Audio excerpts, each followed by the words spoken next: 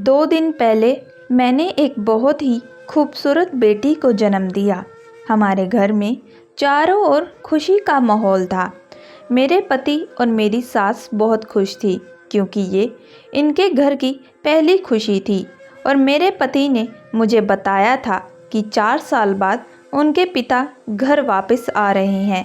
ये सुनकर मेरी सास की खुशियों का कोई ठिकाना ना रहा। मैं कमरे से उठकर बाहर आई ही थी ताकि आने वाले मेहमानों को पानी पिला सकूं कि अचानक घर का दरवाज़ा खुला और कोई अंदर आया, जिसको देखकर अंदर बैठी काफ़ी औरतों ने घूंघट कर लिया। बाहर से आने वाला शायद कोई मर्द था। मेरी सास और अर्जुन गेट की तरफ तेजी से जा रहे थे। उस व्यक्ति ने सबका ध्यान अपनी तरफ कर लिया था। मैंने भी उसको देखा तो पानी भरे गिलास मेरे हाथों से छूट गए और मैं ऊपर से नीचे तक कांप गई। फिर अर्जुन ने मुझे बुलाया और बोला, यह मेरे पिताजी हैं जो कि पुलिस में हैं और इनकी पोस्टिंग दूसरे शहर में थी और पिताजी के काम की वजह से इनका घर आना बहुत कम होता है। अर्जुन के पिताजी ने मेरी तरफ देखा और मेरी तारीफ की। बहुत अच्छी बहू है, लेकिन मैं अर्जुन के पिता से पहली बार नहीं मिल रही थी। अब से 5 साल पहले मेरे पिता ने मुझे अपने नशे की लत के कारण किसी कोठे पर बेच दिया था, लेकिन उसी रात उस कोठे पर पुलिस की रेड पड़ी। मैंने लेडीज़ कर्मचारी से बोलती रही कि मैं बेकसूर हूँ, मैंने कुछ नहीं किया, लेकिन उसने मेरी एक ना सुनी। कुछ देर के बाद बड़े साहब आ गए और मुझे रोता देखकर उन्होंने मुझसे बात की और मैंने उनको कहा मैंने कुछ नहीं किया, मैं बेकसूर हूँ। खैर, उन्होंने मुझे कहा कि तुम रोना बंद करो, हम तुम्हें कुछ नहीं करेंगे और कहा कि मैं तुम्हें अपनी माँ और पत्नी के पास लेकर चलूँगा, तुम मेरे घर पर ही रहना। और शाम को उन्होंने मुझे अपनी गाड़ी में बिठाया और हम उनके घर के लिए निकल पड़े। काफ़ी देर की यात्रा के बाद हमें घर में आ गए। कुछ देर बाद जब मुझे वहाँ कोई दिखाई नहीं दिया तो मैंने पूछा कि आपकी माँ और पत्नी कहाँ हैं, मुझे उनसे मिलना है। उसने कहा कि माँ और पत्नी से भी मिल लेना, पहले मुझसे तो मिल लो। मैं ये सुनते ही सुन रह गई। उनके अंदर का छुपा शैतान बाहर आ गया और अगले ही पल उसने अपनी हवस पूरी की और मैं बेहोश हो गई। मुझे कुछ पता ना रहा कि मैं कहाँ हूँ। सुबह जब आँख खुली तो मैं बेड पर पड़ी थी। मैंने इधर उधर देखा तो वहाँ कोई नहीं था। मैंने भागने की सोची तो बाहर से गेट बंद थे। अब वो रोज़ रात में आता और मेरे साथ जुल्म करके सुबह अपने काम पर चला जाता, लेकिन मुझे उस नरक से किसी न किसी तरह बाहर तो आना ही था। एक दिन मैं घर के स्टोर रूम में पहुंच गई। वहां एक जाली लगी थी। मैंने चाकू से उसको काटना चाहा तो वो मोटी होने के कारण मुझसे एक दिन में नहीं कटने वाली थी, इसलिए मैंने उसके जाते ही उस जाली को काटने में लग जाती थी।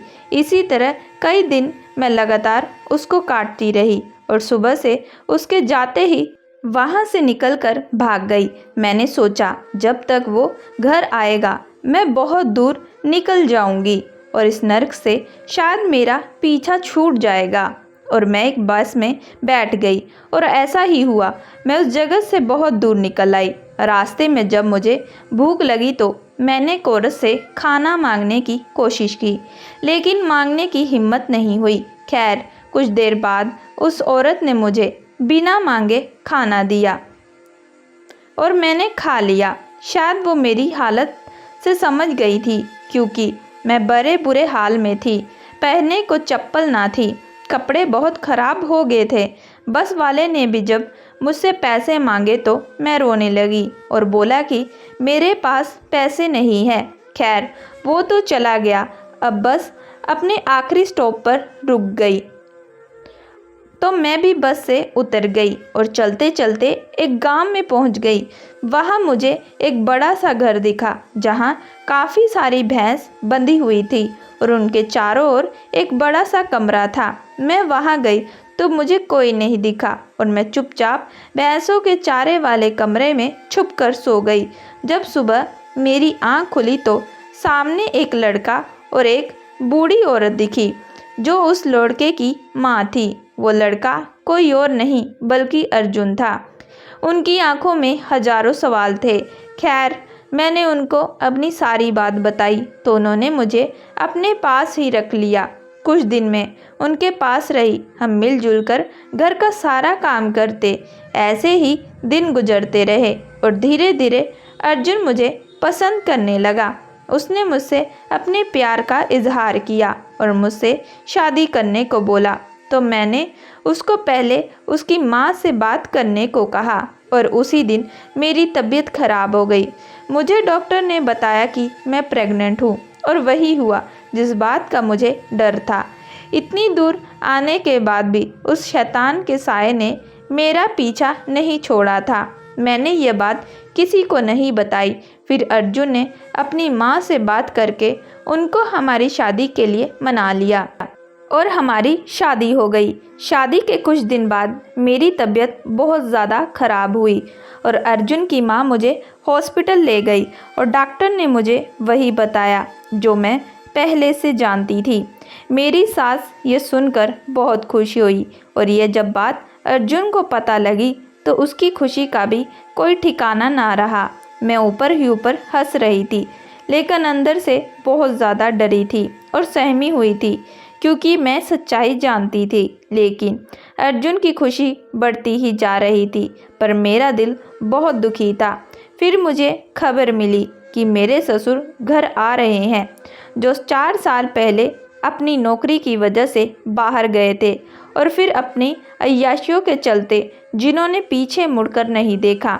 मगर जब मैंने अपने ससुर को देखा तो मेरे होश उड़ गए क्योंकि यह वही व्यक्ति था जिसने मुझे बर्बाद किया था। भाग्य मेरे साथ ऐसा खेल भी खेलेगा ये कभी मैंने सोचा भी नहीं था। मैं बहुत ज़्यादा डरी हुई थी और अपने ससुर के सामने जाने से बचती थी। लेकिन जब भी मुझे किसी मजबूरी के कारण जाना पड़ता तो वो मुझे बुरी नज़रों से घूरता रहता। उसकी नज़रें मेरे दिल को जलाती और मेरा दिल ऐसा करता कि ज़मीन फटे और मैं उसके अंदर समा जाऊं। मैं अर्जुन को भी कुछ बता नहीं सकती थी क्योंकि राज ही ऐसा था। एक दिन मैं अपनी बच्ची के लिए दूध गर्म करने के लिए रसोई में गई। मुझे लगा कि मेरे पीछे कोई खड़ा है। मैंने जैसे ही पीछे मुड़कर देखा तो सामने अपने ससुर को देखा। ऐसे लगा जैसे मेरे प्राण ही निकल गए हों। मैं पूरी ठंडी पड़ गई और वो मुझे देखकर शैतानी हंसी से मुस्कुरा रहा था।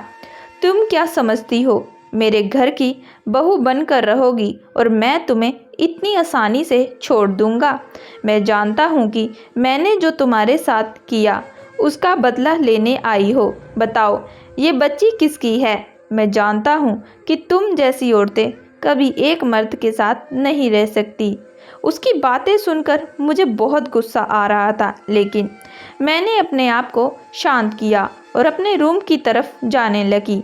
लेकिन मेरे बेशर्म ससुर ने मेरा हाथ पकड़ लिया और कहा कि तुम ऐसे नहीं जा सकती। तुम्हें मेरी बातों का जवाब देना ही होगा।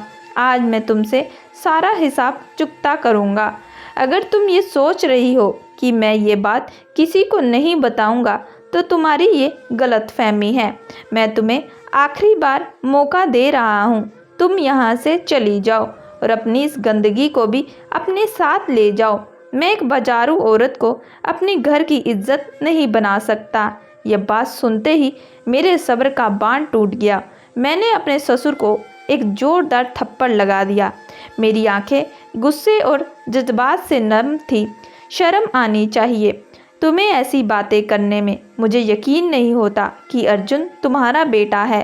तुम जैसा पिता भगवान किसी भी दुश्मन को ना दे और जिस बच्चे को तुम गंदगी बोल रहे हो वो तुम्हारे ही कर्मों की सज़ा है। मेरे ये बोलते ही उसकी आंखें फटी की फटी रह गई और बोलने लगा, तुम झूठ बोल रही हो। ये सब तुम यहाँ रहने के लिए कह रही हो। मैंने उसकी आंखों में देखा और बोला, यही सच है। तुम भूल गए तुमने ही तो मुझे कई बार बर्बाद किया था। मेरे अंदर इससे पहले इतनी हिम्मत नहीं थी कि मैं इसकी बातों का जवाब भी दे सकूं, लेकिन आज मैं इसकी हर बात का जवाब दे रही थी। मेरी बातों को सुनकर वो ज़मीन पर अपना सर पकड़कर बैठ गया और कहने लगा, ये नहीं हो सकता। वह पागल सा हो गया था, मगर उसकी ये हालत देखकर मुझे जरा भी फर्क ना पड़ा। फिर वो अचानक उठा और घर से बाहर ये कहता हुआ निकल गया, ये नहीं हो सकता। मैं जानती थी कि मेरा ससुर अब कभी वापस लौट कर नहीं आएगा। बरसों बाद मैं सुकून से सोई थी, पर दूसरे ही दिन सुबह होते ही घर में हंगामा हो गया कि अर्जुन के पिता कहाँ चले गए।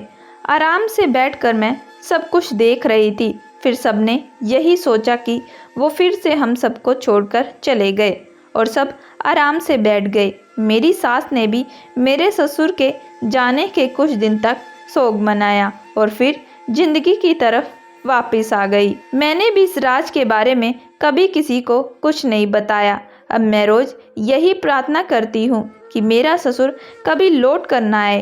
अर्जुन मुझे बहुत प्यार करते हैं। अब मुझे 2 बेटे और हो गए, मगर जब भी मैं अपनी लड़की को देखती हूँ तो मुझे मेरे ऊपर हुआ वो खौफनाक मंजर याद आ जाता है। आप ही बताओ, क्या मैंने अपनी लड़की का ये राज अपने पति और सास से छुपाकर गलत किया या सही? दोस्तों, मैं आशा करती हूँ कि आप लोगों को ये कहानी पसंद आई होगी। अगर आप लोगों को ये कहानी पसंद आई है सो प्लीज़ हमारे चैनल को लाइक एंड सब्सक्राइब जरूर करिएगा एंड बेल आइकन का बटन जरूर दबाइएगा।